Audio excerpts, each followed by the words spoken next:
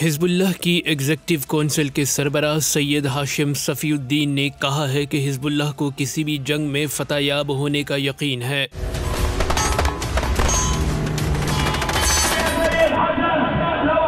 इनका कहना था कि मुस्तक़बिल हिज़्बुल्लाह और शहीद हसनुल कैस की कायम करदा मसावात का है, जिनके नाम पर हिज़्बुल्लाह के ड्रोन का नाम रखा गया है। इनका मजीद कहना था कि अगर दुश्मन माशी पाबंदियों और दबाव से हिज़्बुल्लाह को शिकस्त दे सकता होता तो हिज़्बुल्लाह ड्रोन्स और मिसाइल हमलों के काबिल कभी ना हो पाती। याद रहे कि शहीद हसनुल कैस हिज़्बुल्लाह के अहम तरीन कमांडरों में से एक थे और उन्होंने 2015 में सेहूनी रियासत के हाथों शहादत से कबल हिज़्बुल्लाह की अस्करी नशोनुमा और पेशरफ्त में नुमाया किरदार अदा किया। ख्याल रहे कि गुज़िश्ता रोज हिज़्बुल्लाह के हसन नामी जासूस ड्रोन ने मकबूजा इलाकों पर परवाज की, जिसकी इसराइली ज़राए ने तस्दीक भी की और लबनान के बाज़ इलाकों पर इसराइली फ़िज़ाइया के तैयारे भी परवाज करते रहे।